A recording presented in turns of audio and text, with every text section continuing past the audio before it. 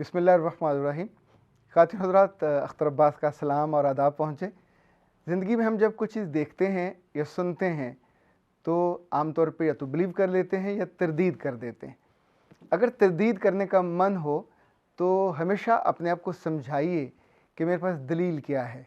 अगर दलील के बिना आप अपनी मर्ज़ी से हर बात की तरदीद करने लगेंगे तो हमारे बहुत से सुनने वाले और देखने वाले ये करते हैं कि किसी भी मूड में बैठे हुए तो जो सुनेंगे उसकी तरदीद कर देंगे।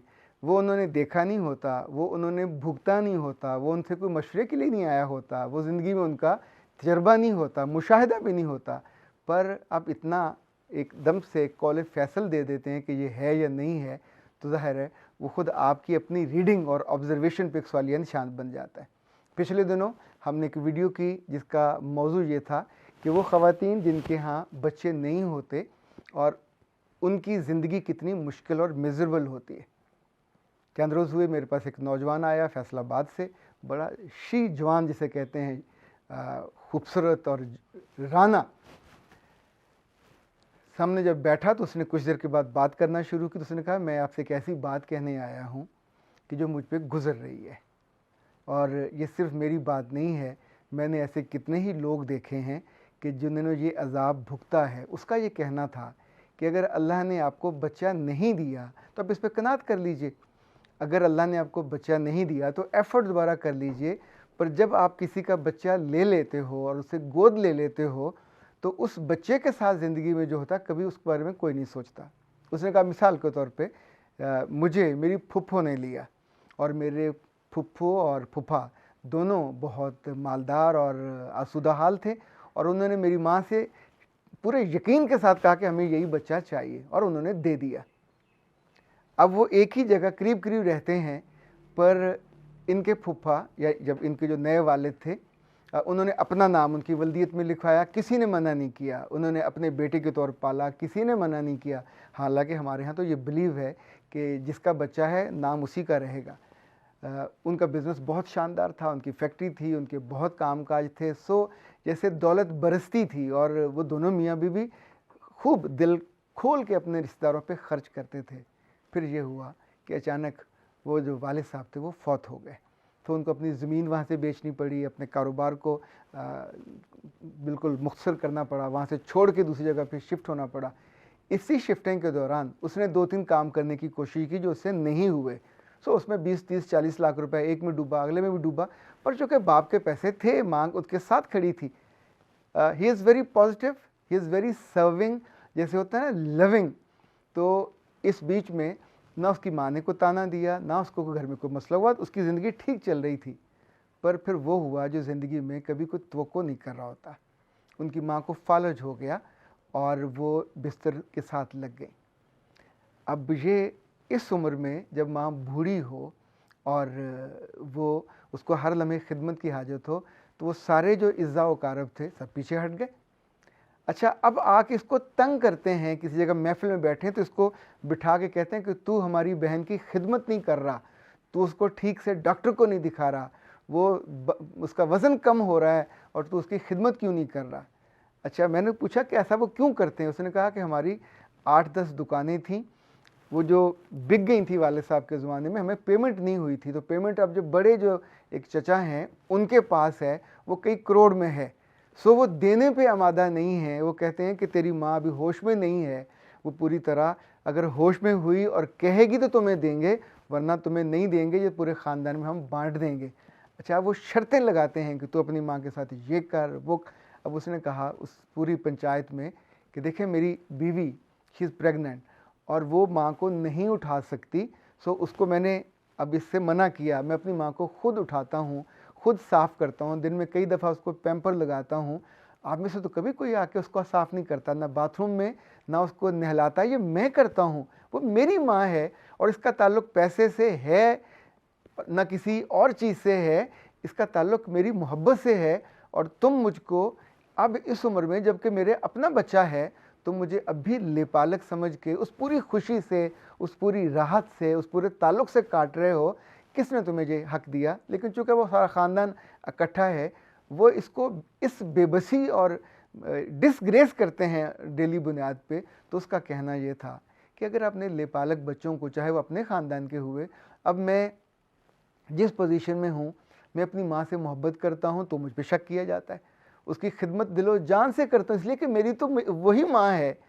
तो उन्होंने कहा क्या कभी कोई अपने किसी सगे रिश्तेदार को यूँ साफ़ करता होगा कि वो टॉयलेट भी ना जा सकती हो और उसको मुख्तलिफ़ अमराज हों और आप अपने हाथ से उसकी गंदगी साफ़ कर रहे हों, उसको धो रहे हों, वाश कर रहे हों, एक दफ़ा नहीं, दिन में 2-2 3-3 दफ़ा, चूँकि पैम्पर लगने के बाद जब वो बहुत जल्दी भर जाता है, गंदा हो जाता है, तो उसको रखा नहीं जा सकता, जिस्म गल जाता है।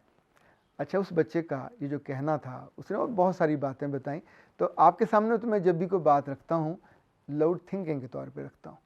मुझे सबसे पहले तो ऐसे बहुत से लोग जो इनफैक्ट असल पार्टी नहीं होते, वो हमेशा शादियों के बीच में, खुशियों के बीच में, गमों के बीच में ऐसे टपकते हैं और अपने आप को अहम बनाते हैं दूसरे को रुस्वा करने के लिए। ये फुफ्फड़, ये चाचे, ये ताए, ये जो दूरो करीब के इज़्ज़ा व कारब होते हैं, आपने देखा होगा ये शादियों के दौरान बेटियों की मंगनियों पे, उनके निकाहों पे, इवन उनकी रुखसती पे भी जो फड्डा डाल के बैठ जाते हैं। अल्लाह जाने इनको क्या अज़ाब होता है कि ये किसी घर को, अच्छा उस घर के बनने में इनका कोई रोल नहीं होता, उन बच्चों के बड़ा होने में उनका कोई रोल नहीं होता, उनके तरबियत में, उनकी तालीम में कोई रोल नहीं होता, पर आपस में बैठ के इस बात पे वो दुखी होते रहेंगे कि वो लड़का जो उन्होंने पाला हुआ है, उसने इतने पैसे बर्बाद किए, तो अपनी माँ के किए, अपने बाप के किए, आपका बच्चा भी तो कर सकता था अगर उसको आप पे एतराज़ था। अच्छा, अब उस पर एतराज़ कर रहे हैं कि तेरे बाप ने अपना नाम तुम्हारे नाम के साथ क्यों लिखवाया, जब उसने लिखवाया तब तुम उससे पैसे लेते थे, उसके साथ उठते बैठते खाते, उसको लीमू की तरह निचोड़ते थे, तब तुम्हें याद नहीं आया असूल क्या है, ज़ाब्ता क्या है। पर अब तुम उसकी ज़िंदगी को, उसकी माँ की ज़िंदगी को, यानी वो आप सोचे कि ऐसा शी जवान बच्चा और बेबसी में वो कर, मैं बददुआ भी नहीं लोगों को दे सकता, ये भी मेरे अपने हैं, पर ये जो मेरे साथ कर रहे हैं ये बहुत जुल्म कर रहे हैं। खातिन हज़रात, ये जो हर आदमी जो कभी कभी मज़लूम बनता है, जब उसको मौका मिलता है तो पहला काम वो जालिम बनने का क्यों करता है? अपने से छोटे के हक पे, अपने से छोटे की खुशी पे, अपने से छोटे की आसूदगी पे वो पहरा देने क्यों बैठ जाता है? लाइक एक चीज़ हुई है, हिस्सा देना चुप करके दें, जो बहनों का हिस्सा वो बहनों को दो, जो भाइयों का हिस्सा वो भाइयों को दो। वो बच्चा उस घर का बेटा है। अब ये लेपालक वाला इशू नहीं है, वो 18, 20, 22 साल उस घर में रहते हुए, अच्छा आप सब ये भी जानते हैं कि वो माँ को जब भी होश आएगा तो उससे पूछेंगे कि ये पैसे किसके हैं, तो वो यही कहेगी मेरे बेटे के हैं, क्योंकि वो उसका बेटा है। तो तुम अब किस चीज़ का इंतज़ार कर रहे हो कि वो मर जाए और इसको उसके हक से महरूम रख दिया जाए? या अच्छा, अब उन्हें इस पर भी एतराज़ है कि जिसका वालिद था वो अपनी ज़िंदगी में इसको ये क्यों दे गया, ये क्यों दे गया, इसको गाड़ी क्यों ले दी, इसको ये क्यों ले दिया, इसको वो। अच्छा, उस बीच में हम अपने घरों में बच्चों के साथ जो कमी बेशी होती है सब करते हैं, तो क्या हर वक्त उनको बिल थमाते रहते हैं या हर वक्त उनको हम तंग करते रहते हैं? यानी जो बच्चे जिनको आप ख़ानदान में किसी फूफी, बहन, चाची, ताई को दे देते हैं लेपाले के तौर पे, फॉर गॉड सेक उनको भी नॉर्मल ज़िंदगी जीने दिया करें। फिर उन पे शक करके या उन पे उंगलियां उठा के और उनकी नीयतों पे शक करके, वैसे तो सीधी बात है, इन्नमल अमालो बिन्नियात, अगर कुछ खोट होगा तो वो अल्लाह के यहाँ जवाबदेह है।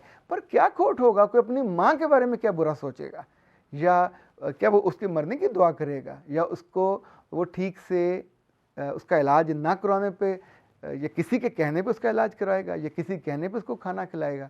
लाइक उसने एक और मज़े की बात बताई कि माँ को अगर कोई रोटी दे दी जाए या सख्त चीज़ दे दी जाए तो ज़ाहिर है वो हज़म नहीं, मुँह भी नहीं कर सकती, इतनी भारी होगी, मूव भी नहीं कर सकती, तो उसका सिस्टम ख़राब हो जाएगा और अगले फिर कई हफ्ते हमें वो भुगतना पड़ेगा। उसने कहा, सबके सामने मुझे बिठा के कहा, तुम्हारी माँ का वज़न कम हो रहा है, तुम उसे मछली खिलाया करो, तुम उसे ये खिलाया करो, तुम उसे वो खिलाया करो। अच्छा, जब मैंने उनको समझाने की कोशिश की तो उन्होंने फिर मुझ पर चढ़ाई कर दी, तो नतीजतन उनके कहने पे ऐसी कोई सख्त चीज़ खिलाई रोटी के साथ, और अगले 2 हफ्ते उसकी माँ बीमारी में और परेशानी में, और ज़ाहिर एक नई ख्वारी शुरू हो गई। तो ख़ातिन हज़रात, मौजू ये बिल्कुल इस लिहाज से मुख्तलिफ था कि वो ख़वातीन जो लेपालक बच्चे ले लेती हैं, मुझे लगता है कि उनकी ज़िंदगी में ही उनको जो देना दिलाना दे देना चाहिए, वरना ये जो दुखी रूहें हैं हमारे अजीज़ व अकारब में से, अल्लाह की ऐसी इन पे को मार होती है, ये हमेशा आखिर में फड्डा बना के, और फड्डा न डल रहा हो तो बाकायदा डिज़ाइन करते हैं और फिर उसके बीच में बैठ के फ़ैसले करने की कोशिश करते हैं ताकि ये इम्पोर्टेंट रहें। पर इनके इम्पोर्टेंट होने से बहुत से घर खुशी और सुख से महरूम हो जाते हैं, वहाँ दुख और नाआसूदगी आ जाती है और आपकी वजह से आती है, ये नहीं आनी चाहिए। अख्तर अब्बास को इजाज़त दीजिए। अस्सलाम वालेकुम।